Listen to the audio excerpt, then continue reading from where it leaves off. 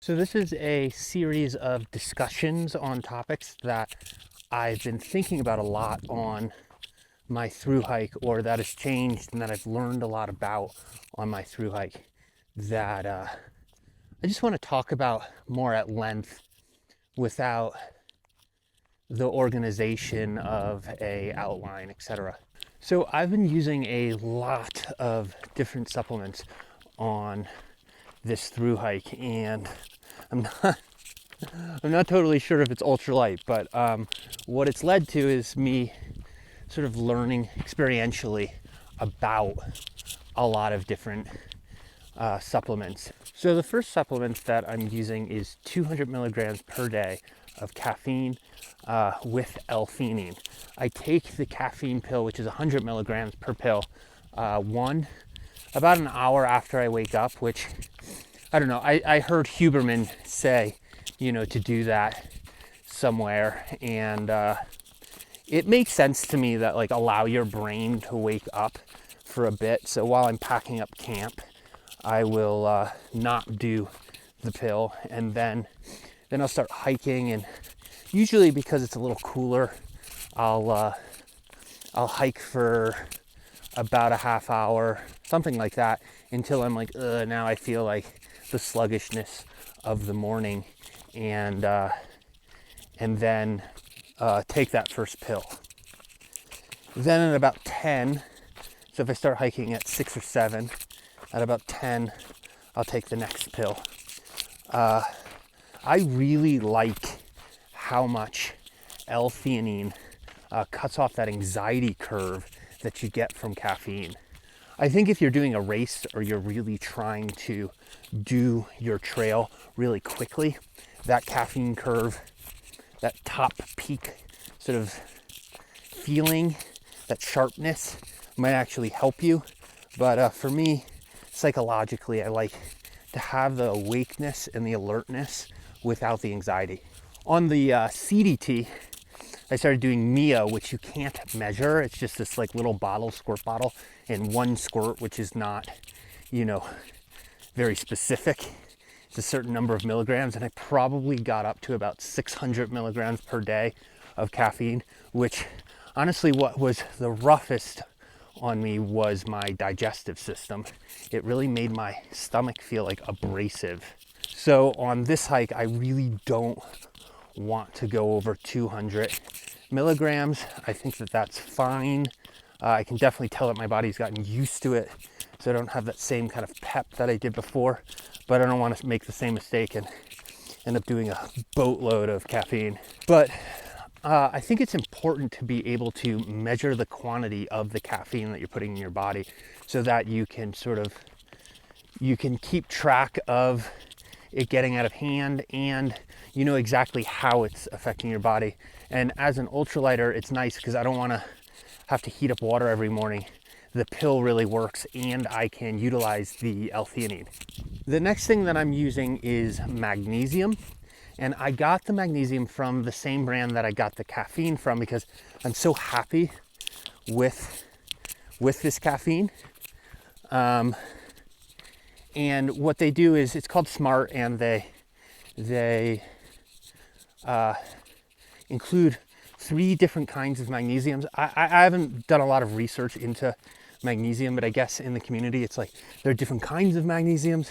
Some affect you differently or better than others, so they were just we'll just put them all in. And it seems to make it so my sleep's better and replenishes some of the stuff that I lose from all the high activity. So, but it's heavy. It's 3 pills per day, and they're big pills. And if I'm carrying it for a couple weeks, I have a big bag of magnesium, which is annoying. The next set of supplements is sort of controversial, and I should probably talk more at length about them, but is kratom.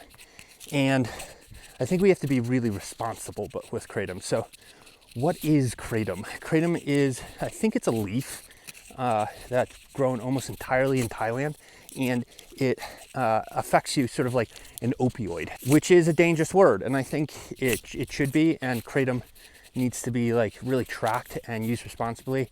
And if you have any issues with opioids, maybe don't start kratom. They make it in pill form or just like the crushed leaf or root, and they make it in powder, but you want to get the pill because it tastes awful.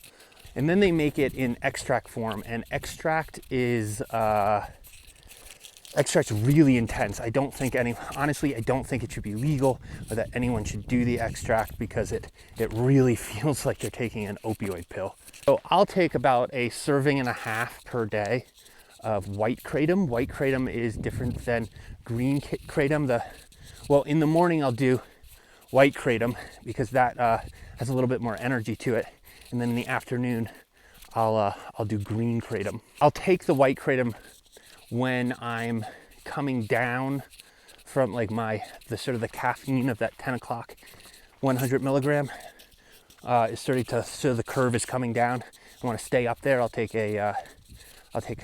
one serving of white kratom, and then later in the afternoon, like 2 or 3 o'clock, I'll take half a serving of green kratom, which is a little bit chiller, so that I know I can sleep, because it doesn't matter.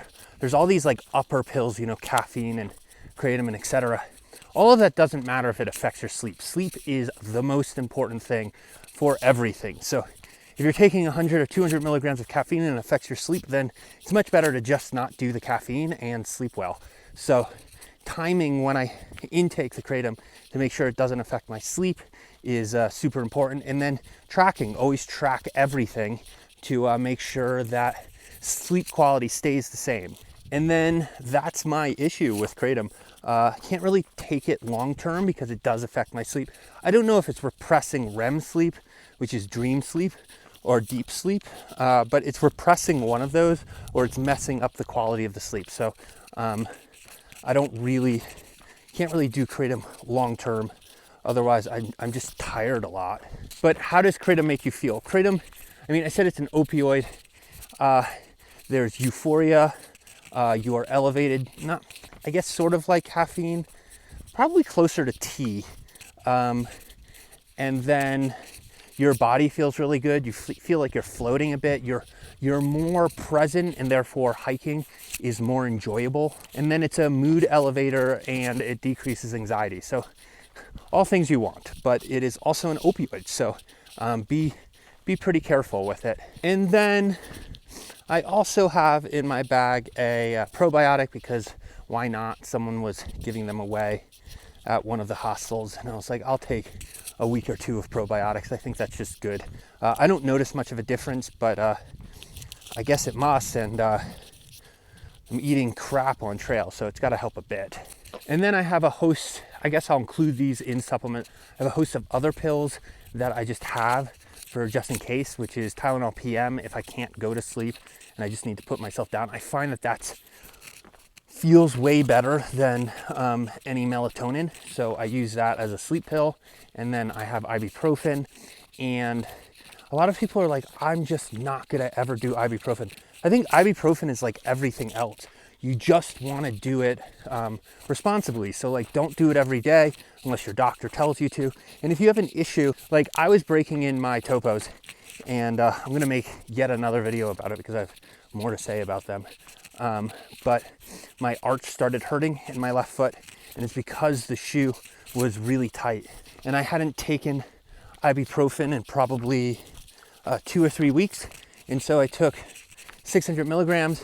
It made the feeling go away, and then the feeling didn't come back. And I think and then I haven't taken ibuprofen in a while. So I think that's a fine way of taking ibuprofen. Sometimes you just like need a rest from all the inflammation.